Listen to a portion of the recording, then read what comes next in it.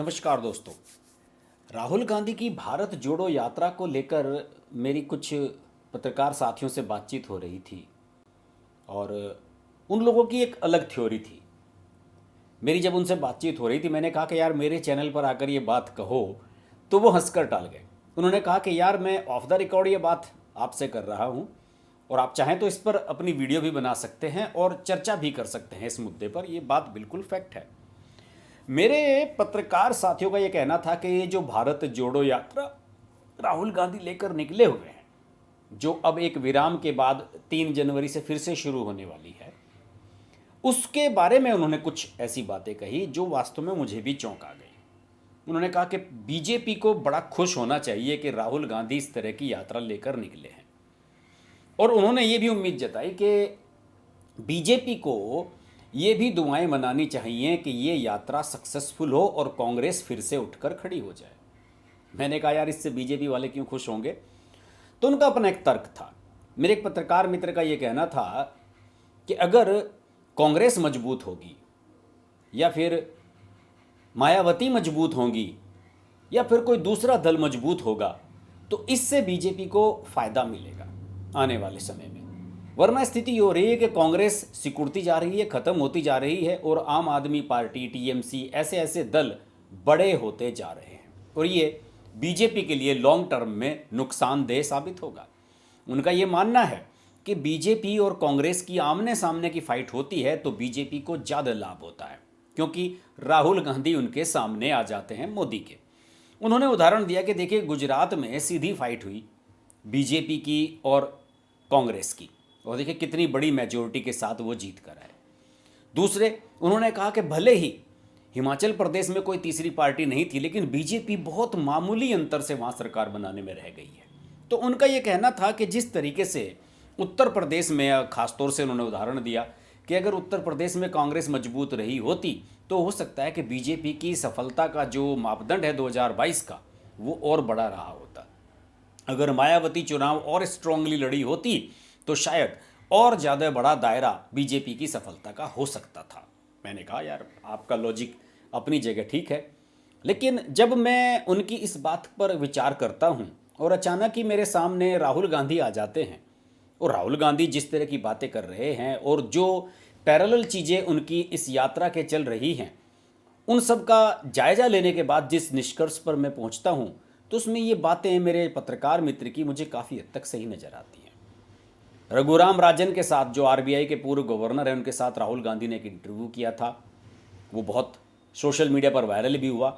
आज उन्होंने कमल हसन का इंटरव्यू लिया है और कमल हसन आप जानते ही हैं कि साउथ में उन्होंने अपना एक राजनीतिक दल बनाया है, मक्कल निधि मय्यम, एमएनएम, और उन्हें यात्रा के लिए दिल्ली में खासतौर से राहुल गांधी ने बुलाया था कि आप आइए और हमारी यात्रा में शामिल होइए, भारत जोड़ो यात्रा में। और कमल हसन यहाँ आए भी, वहीं पर ये इंटरव्यू शूट किया गया, अभी 2-3 दिन पहले लिया गया, लेकिन आज राहुल गांधी के यूट्यूब चैनल पर इसे डाला गया और तमाम मीडिया इसे चला रहा है। 23 मिनट के इस इंटरव्यू को देखने के लिए मेरे मन में भी कौतूहल थी। मैंने इस वीडियो को पूरा देखा, सुना। एक लाइन बात इसमें नई मुझे नज़र नहीं आई। राहुल गांधी ने कुछ बातें पूछी, कुछ सवाल पूछे। बेल्लारी के बारे में वो अक्सर बात करते हैं कि बेल्लारी में जो जीन्स का काम था वो किस तरीके से ठप हो गया, और उन्होंने कहा कि इसके लिए नोटबंदी और जीएसटी जैसे कानून जिम्मेदार हैं, और आज ये है कि हम बेल्लारी से बनी हुई जीन्स को हम विदेशों में भेज सकते थे, एक्सपोर्ट कर सकते थे, लेकिन आज हम बांग्लादेश और दूसरे देशों से आई हुई जो डेनिम और जीन्स है उनको हम यहाँ अपने यहाँ बेच रहे हैं, जबकि हमारे पास तमाम रिसोर्सेज है। इसके अलावा तमिलनाडु के बारे में उन्होंने बहुत सारी बातें कही, लेकिन मैं इस नतीजे पर पहुंचा कि राहुल गांधी तो ज्ञानी हैं ही, कमल हसन उनसे भी बड़े ज्ञानी हैं। कमल हसन ने अपने समय में हे राम जैसी एक बहुत कंट्रोवर्शियल फिल्म बनाई थी, जो महात्मा गांधी की जो हत्या है उस पर, उससे जुड़ी हुई थी। उस फिल्म का भी उन्होंने जिक्र किया। उन्होंने कहा कि मैं उसमें ऐसे कैरेक्टर को प्ले कर रहा था कि जिसमें जो महात्मा गांधी को मारने की कोशिश करता है, लेकिन बाद में जब बापू को वो करीब से जानता है तो उसका मन बदल जाता है, लेकिन इस बीच कोई दूसरा शख्स महात्मा गांधी की हत्या कर देता है। ये बात उन्होंने बताई, बिल्कुल सही भी है। बड़ी कंट्रोवर्शियल फिल्म थी अपने समय की, लगभग 20 साल पुरानी फिल्म है कमल हसन की। तो कमल हसन और राहुल गांधी की जो ये बातचीत है, देखिए आप इसके कुछ विजुअल्स भी देखते रहिए तो आपको मज़ा आने वाला है। कमल हसन और राहुल गांधी की जो ये बातचीत है, इसमें काफ़ी चीज़ें बड़ी ही दिलचस्प रही। जैसे कि एक इसमें दृश्य ये रहा कि राहुल गांधी ने ये कहा कि मेरे एक फ़ोटोग्राफ़र हैं जो हमारे टूर को कवर कर रहे हैं, उन्होंने आपके लिए यानी कि कमल हसन के लिए एक तस्वीर सेलेक्ट की है आपको गिफ्ट करने के लिए, और वो जो तस्वीर है वो मैं आपको दिखाना चाहूँगा। और वो जो तस्वीर है आप इमेजिन नहीं कर सकेंगे कि किसकी तस्वीर है। कमल हसन से उन्होंने पूछा भी कि आप बताइए क्या तस्वीर हो सकती है, लेकिन कमल हसन नहीं बता पाए। और जब उन्होंने उन्हें तस्वीर दिखाई वो, तो उस तस्वीर में आप देख सकते हैं कि एक शेर जो है वो घाट पर पानी पी रहा है।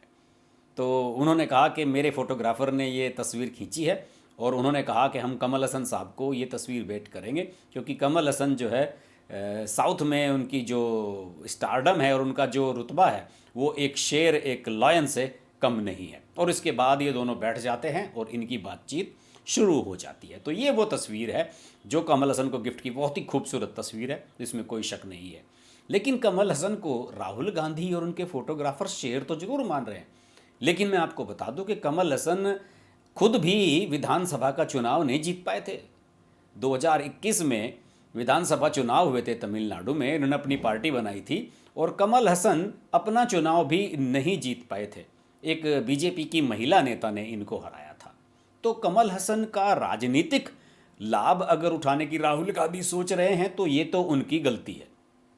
कमल हसन से उन्हें कोई राजनीतिक लाभ नहीं मिलने वाला है। दूसरे, कमल हसन अगर राहुल गांधी के साथ जुड़कर कुछ तिकड़म करने की कोशिश कर रहे हैं तो उसमें भी उन्हें सफलता नहीं मिलेगी, क्योंकि गठबंधन है कांग्रेस का डीएमके के साथ, जो इस समय तमिलनाडु में सरकार में है, सत्ता में है।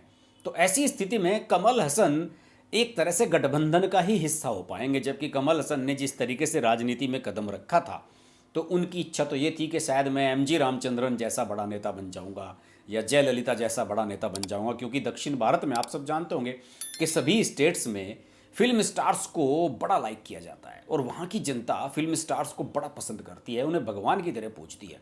कमल हसन को भी ये गलतफहमी हो गई थी कि मैं अगर राजनीतिक पार्टी बनाऊंगा तो जनता मुझ पर टूट पड़ेगी, लेकिन सॉरी, उनकी पार्टी का खाता भी नहीं खुला पहले चुनाव में। एक गलती वहाँ रजनीकांत करने वाले थे जो दूसरे सुपरस्टार हैं, वो भी एक दल बनाने जा रहे थे, लेकिन वो अस्वस्थ हो गए, दिल के मरीज हो गए, उनको हार्ट अटैक हुआ और उसके बाद उन्होंने डॉक्टरों ने उन्हें सलाह दी कि आप अब राजनीति वगैरह का इरादा आप छोड़ दें, और उसके बाद रजनीकांत ने उसको रोल बैक कर लिया। उस समय माहौल ये बना था कि रजनीकांत का जो दल बनेगा वो बीजेपी के साथ जाएगा, कमल हसन का दल जो है वो कांग्रेस और गठबंधन के साथ जाएगा, और देखिए वही होता हुआ नजर आ रहा है। कमल हसन को अपनी यात्रा में शामिल होने के लिए राहुल गांधी ने बुलाया और वो दौड़े दौड़े चले आए। उन्हें लग रहा है कि शायद आने वाले समय में 2024 के लोकसभा चुनाव में कमल हसन को कोई चांस मिले या कमल हसन को सांसद बनने का मौका मिल जाए। अगर वो गठबंधन से लड़ लें, डीएमके के, कमल हसन के और कांग्रेस के वोट एक जगह मिल जाएं, तो ये संभव भी है कि कमल हसन सांसद बन जाएं। राज्यसभा में भेजने की हैसियत तो कांग्रेस की अपने नेताओं को नहीं है, कमल हसन को क्या भेजेंगे। लेकिन इस इंटरव्यू में राहुल गांधी ने कई चीज़ें कही। उन्होंने कहा कि जब किसी देश में इकोनॉमी नाकाम हो, बेरोजगारी हो और अंदरूनी झगड़े हों, तो विपक्षी इनका फ़ायदा उठाता है।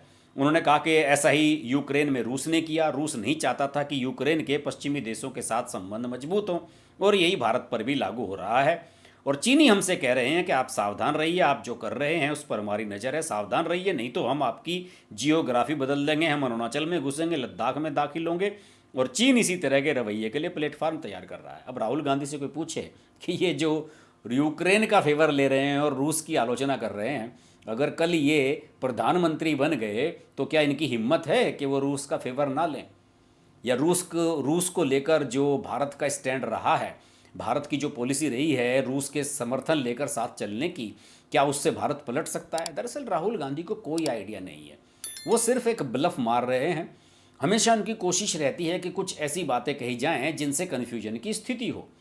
और इस इंटरव्यू में वो खुद ये कहते हुए नजर आ रहे हैं कि विदेशी जो दूसरे देश हैं उनको ये लग रहा है कि चूंकि भारत में जो इस समय नेतृत्व है, मोदी का नेतृत्व खासतौर से जिसके बारे में वो बात कर रहे थे, वो बड़ा कन्फ्यूज है और इसी का फ़ायदा दूसरे देश, चाइना, रूस, ये सब लोग उठा रहे हैं। राहुल गांधी ने इस पूरे इंटरव्यू में एक भी ऐसा सवाल नहीं पूछा जो ऐसा लगे कि वो कमल हसन से पूछ रहे हैं। उन्होंने सारी वही बातें कही, चाइना ये कर रहा है, वो कर रहा है, युवाओं को काम नहीं मिल रहा है, फलाना है। राहुल गांधी की तारीफ में जो है कमल हसन भी बह गए और ये कहने लगे कि मेरे पिता एक कांग्रेसी थे, लेकिन जब मैं युवा था तो मैं गांधी जी का आलोचक था। मेरे पिताजी केवल इतना कहते थे कि इतिहास को पढ़ो, तुम आज को देखकर बोल रहे हो। वो वकील थे, लेकिन फिर भी इस मुद्दे पर उन्होंने मुझसे बहस नहीं की।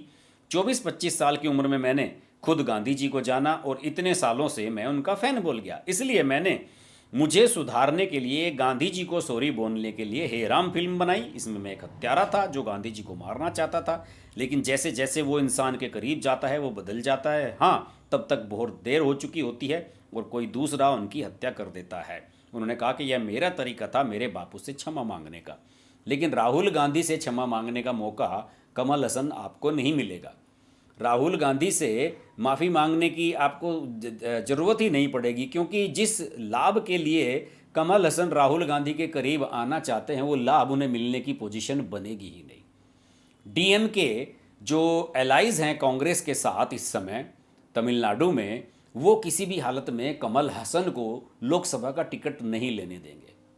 और कमल हसन और राहुल गांधी की ये जो बातचीत है, ये दोनों की अपने निजी निजी राजनीतिक स्वार्थों को लेकर उसका लाभ उठाने को लेकर की गई एक छोटी सी दबी छिपी सी एक कोशिश नज़र आती है। इस इंटरव्यू में ऐसा कुछ भी नहीं है कि जो इसे देखा जाए, कोई इससे जानकारी हासिल की जाए या फिर इसके कोई राजनीतिक संदेश आते हों। बस इसमें दो चीज़ ध्यान रखिएगा कि इसमें एक शेर की तस्वीर कमल हसन को भेंट की राहुल गांधी ने और उन्हें चढ़ा दिया कि आप दक्षिण भारत के शेर हो, और अंत में ये कह दिया कि आप अगली बार जब आओ तो हम दोनों साथ में लंच या डिनर जरूर करेंगे, और यहीं ये वार्ता ख़त्म हो गई। और बस इतना समझ लीजिए कि इस वीडियो से राहुल गांधी का जो यूट्यूब चैनल है उसको दक्षिण भारत से व्यू जरूर कुछ मिल जाएंगे, क्योंकि कमल हसन की साउथ में बड़ी फ़ैन फॉलोइंग है। लेकिन मैं आपको बता दूं, फिल्म स्टार की या किसी क्रिकेटर की फ़ैन फॉलोइंग होना अलग बात है, उस फ़ैन फॉलोइंग का वोट में कन्वर्ट होकर आपको मिलना दूसरा पहलू है। मैंने कई बड़े सुपरस्टार्स, कई बड़े बड़े लोगों को चुनाव हारते देखा है, कई क्रिकेटर्स को चुनाव हारते देखा है। मोहम्मद अजरुद्दीन जो भारत के कैप्टन रहे हैं उन्हें चुनाव हारते देखा है।